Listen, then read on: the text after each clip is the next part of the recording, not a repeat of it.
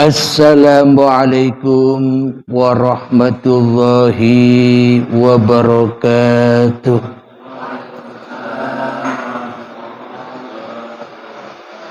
Bismillahirrahmanirrahim. Ashhadu an la ilaha illallah wa ashhadu anna Muhammadar Rasulullah. Allahumma salli ala Sayyidina Muhammad wa ala ali Sayyidina Muhammad. Rabbis rahli sadri wa yassirli amri wahlul 'uqdatam min lisani yafqahu qawli. Amin. Bismillahirrahmanirrahim. Salam hormatku buat para sahabat-sahabatku tercinta, terkhususnya yang mengikuti pengajian rutinan Sabtu malam Ahad, dan bagi sahabat-sahabat yang ada di dalam maupun yang ada di luar negeri, semoga kita semua senantiasa di dalam kesehatan. Amin ya rabbal alamin. Sebelum kita mulai kajian di malam yang indah ini, marilah kita kemahkan di dalam nyawa, kemahkan di dalam jiwa, kemahkan di dalam hati, kemahkan di dalam roh, dan kemahkan di dalam kehidupan ini kalimat-kalimat thayyibah. Kang Fauzi, mohon dibesarkan dikit. Ya, dikit. Volume. Tes kurang. Tes. Ya, tes. Oke, siap.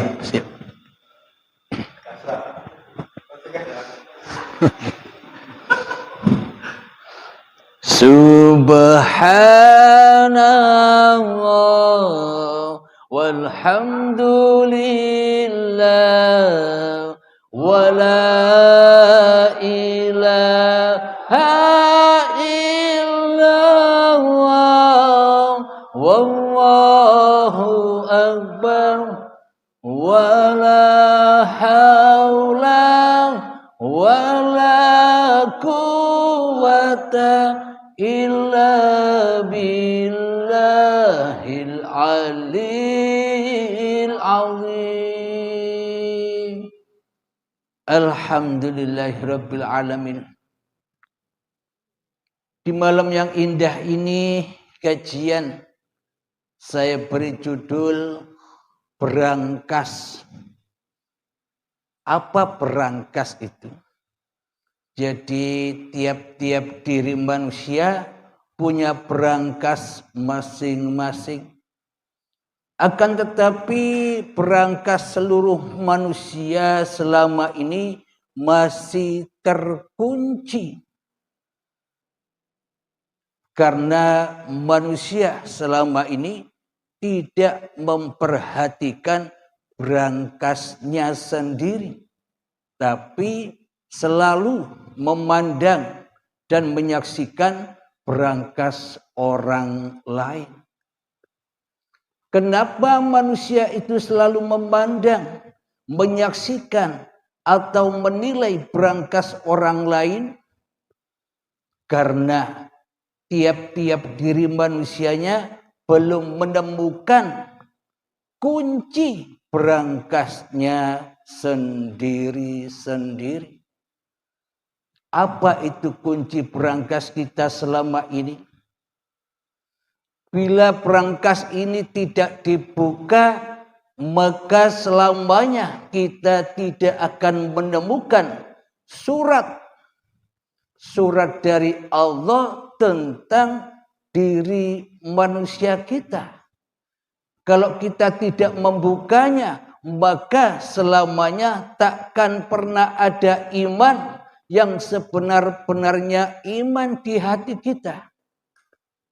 Karena selama ini kita memakai imannya hawa nafsu. Oleh sebab itu, maka manusia banyak yang tersesat di dalam imannya.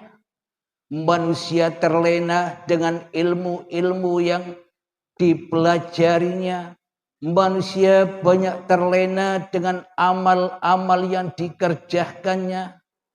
Bahkan manusia sibuk dengan masing-masing agama-agamanya sendiri-sendiri, tanpa bisa membuka brankas-nya. Apa brankas itu? Isinya berangkat itu adalah awaluddin ma'rifatullah. Karena manusianya belum tahu isinya brangasnya sendiri, maka manusia belum tahu, belum mengenal Tuhannya. Alhamdulillahirabbil alamin. Mari kita belajar membuka bersama brankas yang selama ini terkunci.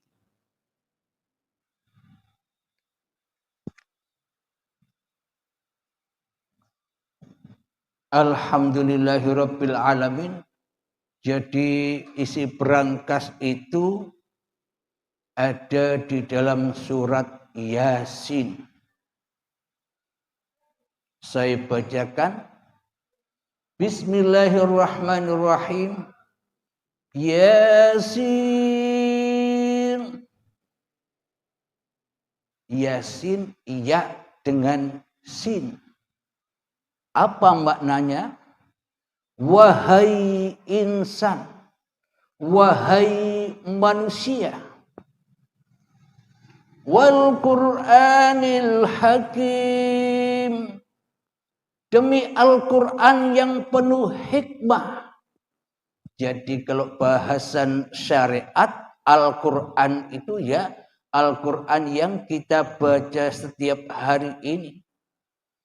Akan tetapi hakikat Al-Quran, akan tetapi hakikat kitabullah, yang sebenar-benarnya kitab itu adalah al-insanu sirri wa ana sirruhu. Ya dirimulah kitab itu. Di dalam dirimu, di dalam berangkasmu itu penuh dengan hikmah. Kenapa kita tidak menemukan hikmah selama ini? Karena kita belum membuka berangkasnya. Karena kita seolah-olah menganggap tabu dengan berangkas kita sendiri. Seolah-olah kita merahasiakan berangkas kita sendiri. Selama berangkas ini kita rahasiakan, selamanya kita takkan pernah menemukan siapa yang merahasiai diri kita selama ini. Jadi hakikat Al-Quran itu ketika berangkas kita buka, maka muncullah cahaya hikmah di dalamnya. Innaka laminal mursalin. Sungguh engkau, di sini dalam kurungnya Muhammad, adalah salah seorang dari rasul-rasul. Kalau arti secara syariatnya, ya Nabi Muhammad yang di Madinah sana. Nabi Muhammad yang sudah meninggal, yang sudah wafat. Bila Al-Quran ini untuk Nabi Muhammad saja, berarti buat kita kan sia-sia saja. Tidak ada gunanya buat kita bila Al-Quran ini ditujukan kepada Kanjeng Nabi Muhammad saja. Jadi tanda kurung Muhammad di sini saya artikan, sungguh engkau wahai manusia, seluruh manusia adalah salah seorang dari rasul-rasul. Bagi siapa? Bagi manusia yang sudah bisa membuka berangkasnya sendiri.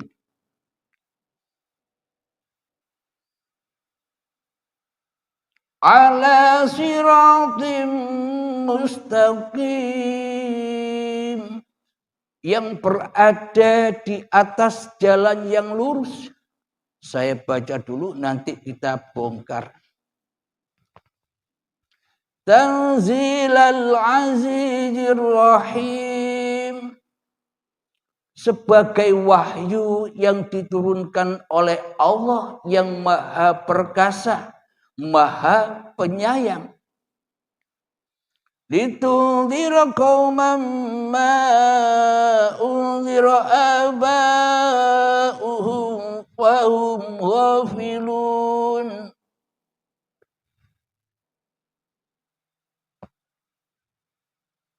Agar engkau memberi peringatan kepada suatu kaum yang nenek moyangnya belum pernah diberi peringatan.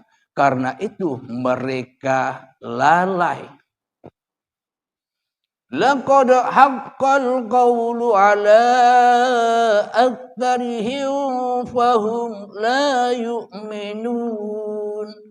Sungguh pasti berlaku perkataan hukuman terhadap kebanyakan mereka karena mereka tidak beriman. Jadi hakikat berangkas itu adalah manusia yang tahu hakikat diri sejati manusianya. Manusia yang memahami untuk apa dirinya diciptakan. Hanya untuk mengabdi dan menyembah kepada Allah. Bagaimana mungkin kita bisa mengabdi dan menyembah kepada Allah tanpa isi berangkasnya? Bila berangkasnya belum ditemukan kuncinya. Apa kuncinya berangkas itu? Kunci berangkas itu adalah iman. Jadi ya wajib tahu hakikat iman itu yang bagaimana.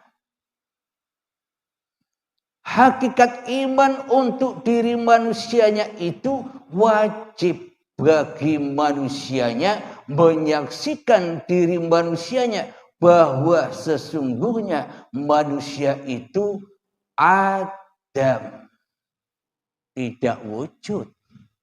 Kalau manusianya yang wujud berarti Allahnya Adam. Apa itu ajaran Islam? Katanya di dalam ajaran Islam Allah wujud. Selain Allah tak wujud.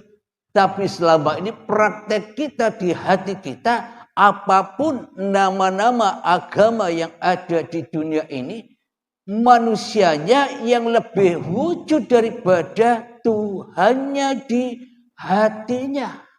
Berarti selama ini yang wujud kan dirinya sendiri, hawa nafsunya sendiri. Inilah tanda bukti bahwa berangkasnya belum dibukanya. Karena tak ada iman di dalam hatinya. Imannya hanyalah kata-katanya saja. Tidak dibuktikan sendiri imannya dengan nyata dan jelas. Bila kita iman bahwa diri kita ini sesungguhnya hanyalah makhluk, hanyalah ciptaan, hanyalah buatan, mestinya yang lebih wujud di dalam hati kita kan yang menciptakan kita daripada diri kita sendiri selama ini. Tapi anehnya di dalam hati kita seolah-olah kita ini tidak ada yang menciptakan. Seolah-olah hidup ini ada sendiri. Badan ini ada sendiri tanpa ada yang menciptakan. Apa buktinya? Kita mengakui semua bahwa hidup dan badan ini milik kita. Itulah bukti yang sangat amat nyata bahwa kita selama ini tak ada imannya kepada yang menciptakan diri kita selama ini. Logikanya, Bila benar-benar kita beriman kepada yang menciptakan diri kita, mestinya yang lebih wujud di dalam hati kita kan Sang Pencipta daripada yang dicipta. Itulah kunci berangkasnya. Itulah hakikat iman. Bila tak ada iman yang sebenar-benarnya iman, maka cahaya uripe Allah takkan pernah disaksikannya. Karena kita selama ini lebih menyaksikan cahaya uripe hawa nafsunya sendiri daripada menyaksikan cahaya uripe Allah di dalam hati kita. Maka apapun yang kita saksikan, maka apapun yang kita pandang, semuanya jatuh kepada kerusakan. Semuanya jatuh kepada yang fana. Semuanya jatuh ke lembah hawa nafsu kita sendiri. Sehingga menjadi api-api jahanam. Ayat yang ketiga artinya, sungguh engkau Muhammad adalah salah seorang dari rasul-rasul. Maknanya di sini diperluas dari syariat, diambil pemahaman hakikatnya. Siapakah hakikat Muhammad itu? Hakikat Muhammad yang dimaksud adalah hamba-hambanya Tuhan. Siapa yang menjadikan Tuhan di dalam hatinya sebagai Tuhannya, maka ia sebagai hamba Tuhan, sebagai Rasulnya Tuhan, sebagai utusan Tuhan, sebagai pesuruh Tuhan di hatinya.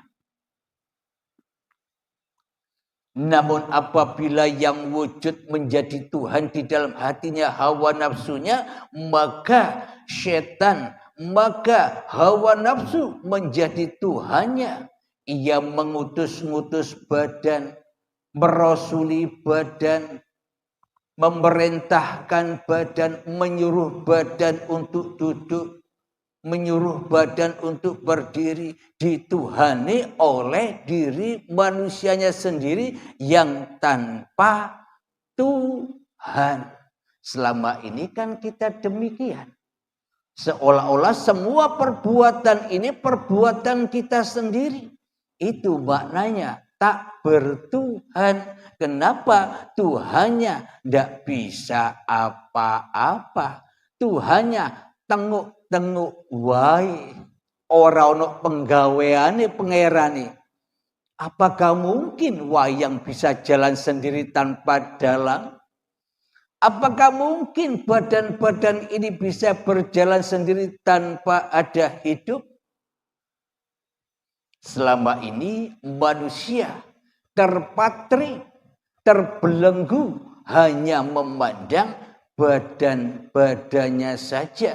Tidak memandang siapa sih yang menghidupi badan ini. Siapa sih yang menciptakan badan ini. Siapa sih yang mengadakan badan di dunia ini. Kita tak pernah berpikir ke sana. Karena kita larut di dalam gebiarnya dunia dan hawa nafsu kita sendiri. Sehingga kita lupa kunci kembali kepada Tuhan. Ayat yang keempat, yang berada di atas jalan yang lurus. Siapa rasul-rasulnya Allah itu? Rasul-rasulnya Allah selalu berada di jalan yang lurus. Apa jalan yang lurus itu? Apa jalan tol? Jalan tol yang tidak ada bengkoknya lurus terus.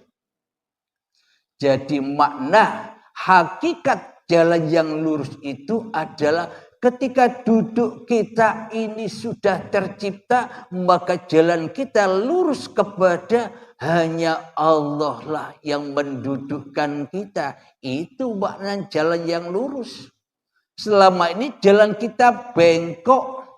selingkuh dari Allah dan selalu berpulang kepada hawa nafsu kita sendiri, seolah-olah badan ini bisa duduk sendiri, bisa berdiri sendiri, badan bisa bergerak-gerak sendiri tanpa Tuhan. Karena yang jadi Tuhan hawa nafsune dewe. Kita lanjutkan. Jadi yang dimaksud jalan yang lurus itu adalah ketika kita ibadah, ketika kita sholat, sudah menyaksikan hanya Allah yang berkuasa atas ibadah dan sholat ini. Bukan kuasa manusianya. Itulah jalan yang lurus itu. Bila manusianya merasa, mengakui di dalam hatinya bahwa yang sholat dan ibadah, yang bekerja, yang berilmu, yang beramal ini masih manusianya. Inilah contoh manusia yang lalai, manusia yang tersesat dari jalan Tuhannya. Jalannya jatuh melewati wat siratal mustaqim. Apa wat siratal mustaqim itu? Wat siratal mustaqim itu jalan kehidupan ini. Jadi sejak kapan kita melewati wat siratal mustaqim ini? Sejak detik-detik akil balik tiba hingga syakaratul maut, hingga kiamat. Itulah perjalanan manusia melewati wat siratal mustaqim. Jadi hidup inilah wat siratal mustaqim. Jangan bayang-bayangkan wat siratal mustaqim itu besok datangnya. Diceritakan wat siratal mustaqim itu jalannya naik ke atas 1000 tahun. Jalan lagi 1000 tahun lagi, maknanya jalan ke atas itu bukan jalan-jalan syariat. Bila kita mengira jalan seperti jalannya syariat, mana ada manusia yang bisa jalan lewat tembok ke atas kayak Spiderman. Spiderman ya. Jadi makna jalan yang lurus itu perjalanan apa? Bukan perjalanannya badan, tapi perjalanannya jiwa. Sudah ketemukah nyawa? Sudah ketemukah jiwa? Sudah ketemukah hati? Sudah ketemukah roh kepada uripe Allah? Bila sudah ketemu, ya pasti jalannya lurus terus. Jalannya mi'raj terus. Jadi kalau jalannya sudah mi'raj lurus terus, maka manusia itu selalu selamat dan selamat kembali ke sisi Tuhannya. Ditandai di dalam hatinya sudah tak wujud lagi diri manusianya, melainkan kewujudan Tuhannya yang telah menciptakannya. Maka kunci berangkasnya itu adalah la ilaha illallah. Sudah, bila hanya Allah yang ada, maka selesailah urusan manusianya. Karena semua urusan manusianya sudah dihandle, sudah diwakili oleh Allah sebagai Tuhan yang menciptakan manusianya. Sudah tidak ada cerita lagi bila manusianya sudah kembali ke sisi Allah. Apakah mungkin manusia yang mati kembali ke sisi Allah bisa turun lagi? Jadi manusia lagi? Ya tidak mungkin. Karena ayatnya inna lillahi wa inna ilaihi raji'un. Sudah pulang kepada Tuhannya, maka lenyaplah diri manusianya, yang ada hanyalah Tuhannya. Itulah yang dimaksud amal kebajikan. Yakni amal yang dikerjakan oleh Tuhan sendiri. Muhammad, bukan kau yang lempar, akulah yang lempar. Inilah makna dari Amal itu dilakukan oleh Allah sendiri. Amal apapun itu bagi hamba Allah yang sudah sampai kepada sisi Tuhannya, itulah Rasul-Rasulnya Allah. Itulah khalifahnya Allah. Diam dan geraknya selalu didiamkan dan digerakkan oleh uripe Allah. Bila sudah menjadi Rasulullah, apa masih ada manusianya? Bila secara syariatnya, ya ada manusianya. Seperti ceritanya Kanjeng Nabi Muhammad.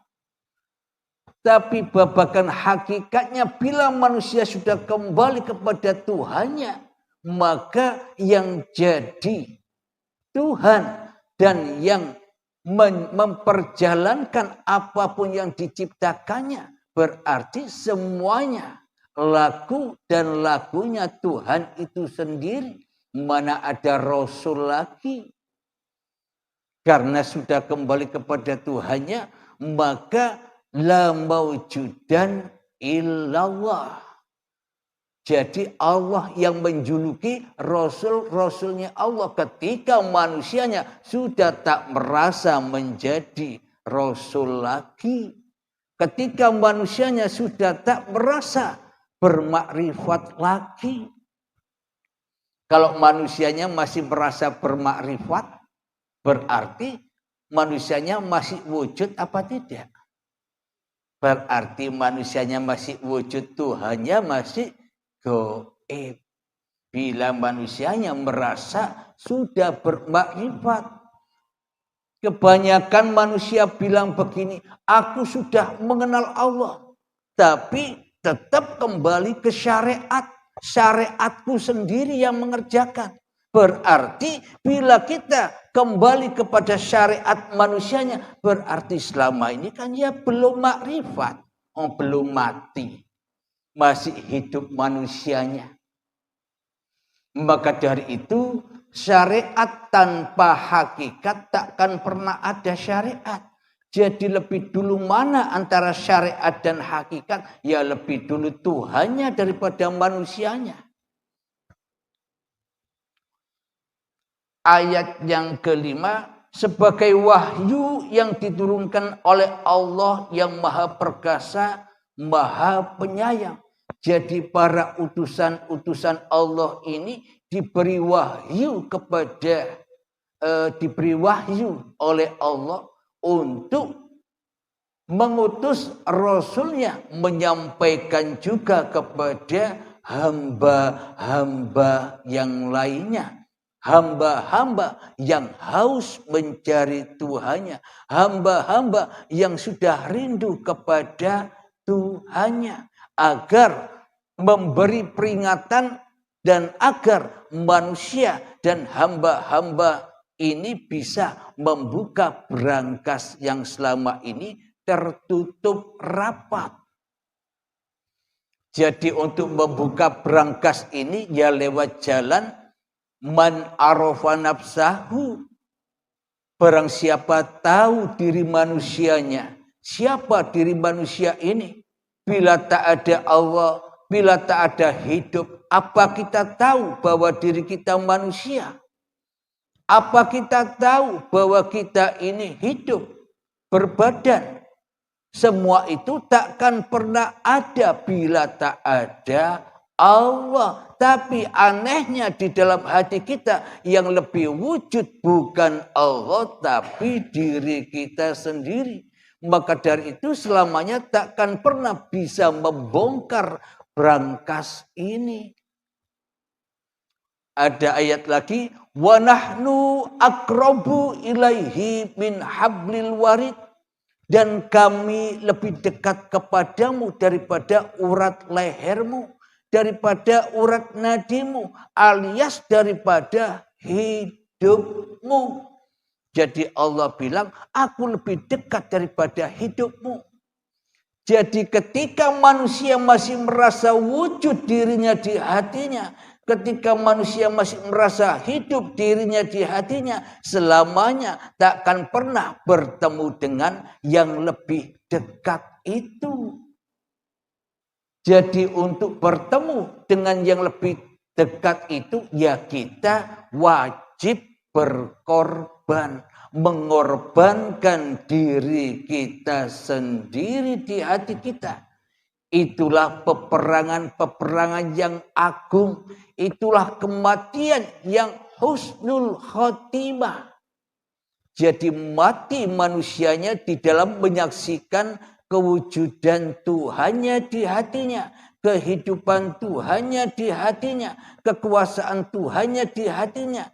Kemudian setelah itu maka seluruh kehidupan dan apapun yang dilakukannya pasti lillahi ta'ala. Maka terbukalah berangkas itu dengan cahaya uripe Allah.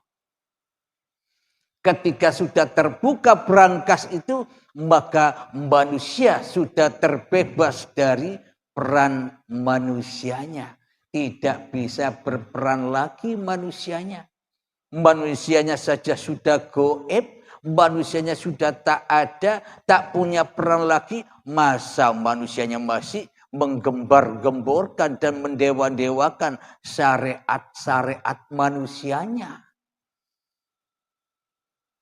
Bagaimana mungkin manusia bisa bersyariat tanpa Tuhan? Itu yang tidak dipikirkan oleh kita semua selama ini. Seolah-olah syariat ini kekuatanku, lakuku untuk Tuhanku. Tuhan yang mana? Wong Tuhannya masih terkunci, terpendam di dalam berangkasnya. Akhirnya setan, iblis, hawa nafsu ngaku-ngaku jadi Tuhan. Dan mengaku-ngakui, membangga-banggakan, memulia-muliakan amalnya sendiri. Buat berhala-berhala sendiri, disembah-sembah sendiri. Kayak ayahnya Nabi Ibrahim. Alhamdulillahirabbil alamin.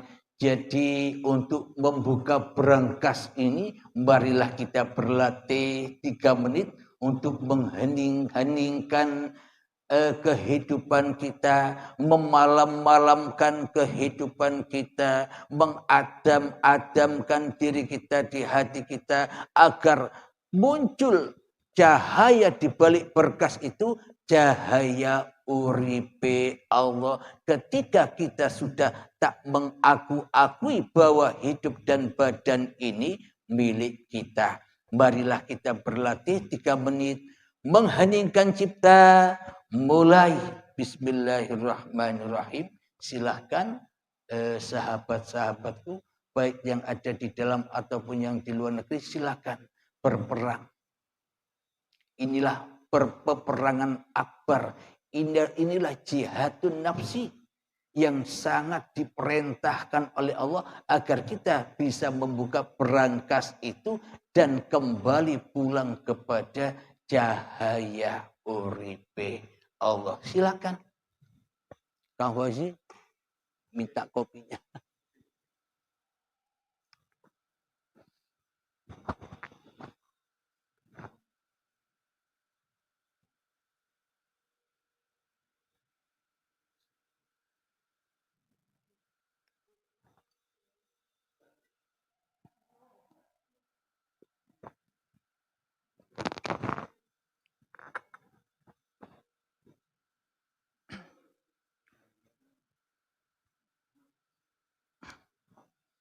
Sambil hening, saya sambil cerita. Jadi selama ini kenapa berangkas kita terkunci rapat? Karena berangkas ini jatuh ke tangan, ke kerajaan iblis dan setan. Jadi kita tak bisa menumbangkan berangkas ini. Kalau kita tidak melawan sekarang, sampai kapan kita diperbudak terus? Menjadi rasulnya iblis, menjadi utusan iblis, menjadi pesuruh iblis. Kapan kita mau pulang kepada Allah? Bila kita tidak melawan, membombardir, membuka dengan paksa berangkas yang selama ini terpendam ini, terkunci ini. Silahkan sekuat tenaga berperang melawan diri Anda sendiri. Karena musuh yang nyata bukan yang ada di luar, tapi musuh yang nyata yang ada di dalam tiap-tiap diri manusia yang selama ini selalu mengadu domba manusia yang satu dengan manusia yang lain. Itulah musuh kita semua.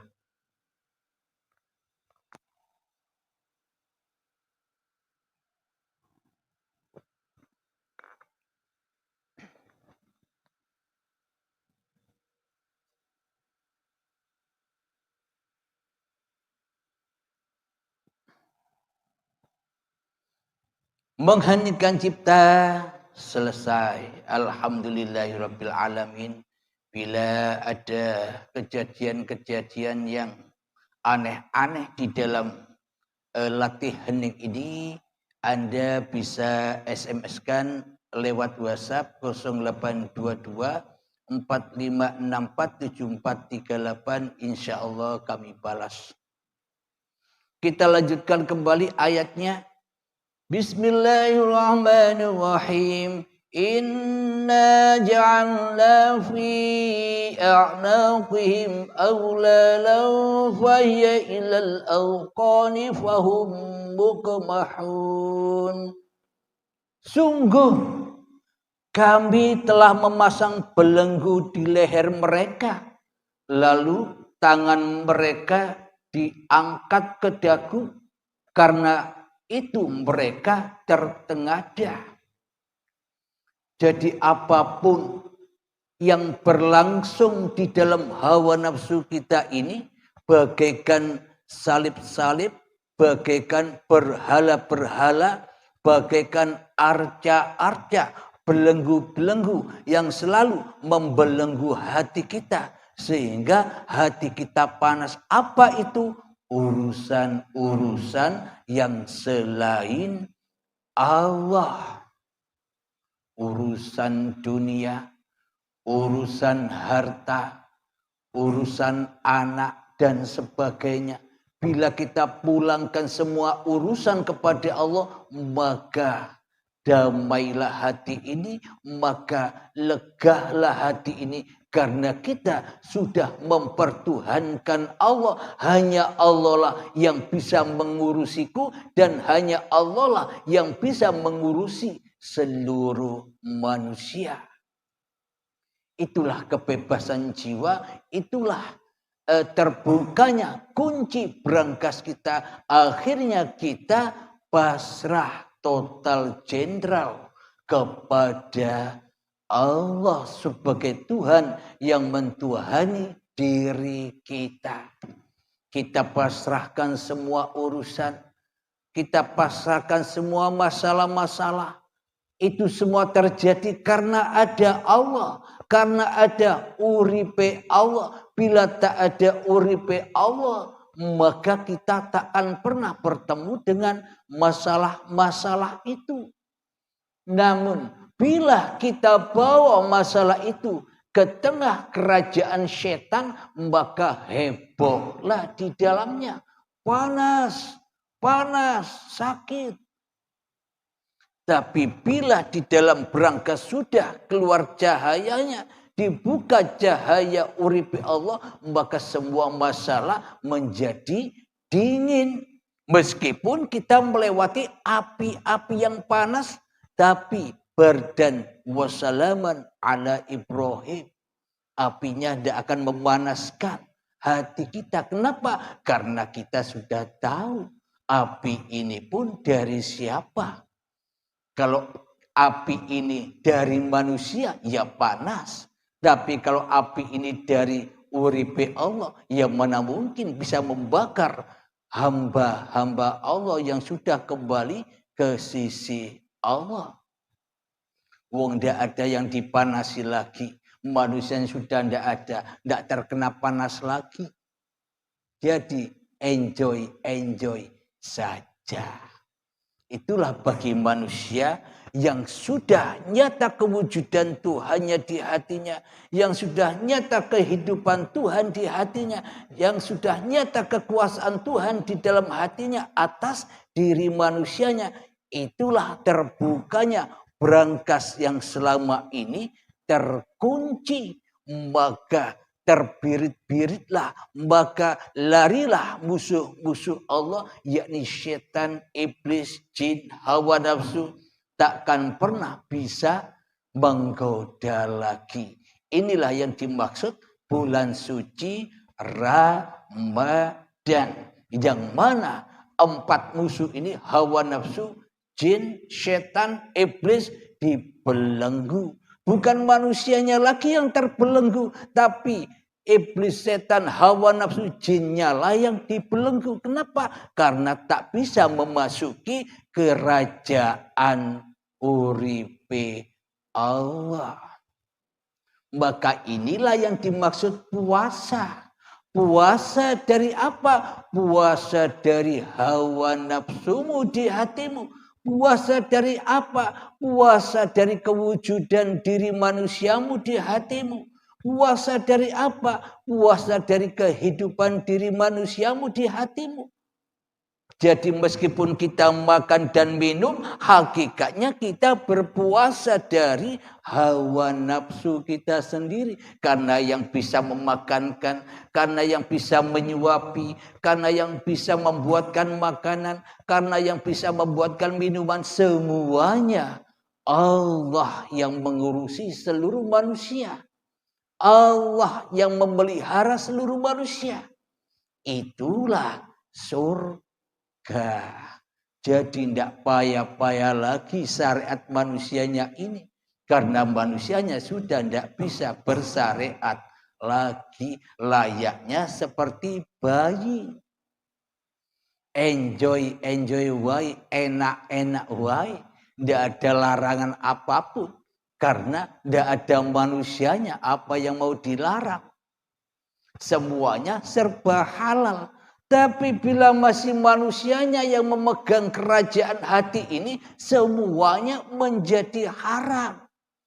Sholat pun haram, ibadah pun haram, zakat haram, berderma haram, puasa haram, haji haram. Kenapa? Karena belum Islam. Bila hatinya belum Islam, bagaimana mungkin bisa beribadah? Semuanya hanya fata morgana saja. Iblis dan setan selalu membuat kita berangan-angan seolah-olah kita ini orang yang mulia di sisi manusia, bukan di sisi Allah, karena brangasnya masih tertutup, masih kufur. Jadi brangasnya manusia itu apa intinya? Pasrahnya hati kepada yang menciptakan, pasrahnya hati kepada yang menghidupkan, pasrahnya hati kepada yang menguasakan. Itulah tanda-tanda manusia yang menjadi Rasulullah. Apa-apa selalu diperankan, diutus, disuruh oleh uripe Allah. Ini secara hakikatnya. Kalau secara syariatnya tetap Kanjeng Nabi Muhammad Nabi yang terakhir, Nabi akhir zaman. Tapi Muhammad meskipun wafat di Mekah atau di Madinah sana, tapi hakikatnya Muhammad Rasulullah selamanya hidup bersama siapa? Bersama seluruh hamba-hamba Allah, bersama seluruh alam semesta ini. Bila tak ada Muhammad Rasulullah, apa Anda bisa menyaksikan alam semesta ini? Alhamdulillahirabbil alamin. Semoga saya khususnya dan semoga kita semua diberi kepahaman oleh Allah dan bisa mengaplikasikan apa yang sudah dipaparkan ini. Amin ya rabbal alamin. Sebelum kita akhiri kajian ini, marilah kita gemahkan sholawat dhalimin taf'ul bala agar kita mendapatkan keridhaan dari Allah, agar kita mendapatkan syafaat dari Allah Subhanahu wa taala. Allahumma sholli ala sayyidina Muhammad wa asghini zalimin bil zalimin. Allahumma sholli ala sayyidina Muhammad wa asli zalimin bil zalimin wa ahrijna min bainihim salimin wa ala alihi wa sahbihi ajma'in. Alhamdulillahi Rabbil Alamin. Allahumma ya qadiyal hajat, Allahumma ya mujibad da'awat, Allahumma ya rafi'ad darajat, Allahumma ya muhillal muskilat, Allahumma ya syafi'al amrat, Allahumma ya kafiyal muhimmat, Allahumma ya dafi'al baliyat, Allahumma khtim lana bil iman, Allahumma khtim lana bil islam. Rabbana atina fid dunya hasanah wa fil akhirati hasanah wa qina adzabannar. Akhir kalam. Assalamualaikum warahmatullahi wabarakatuh.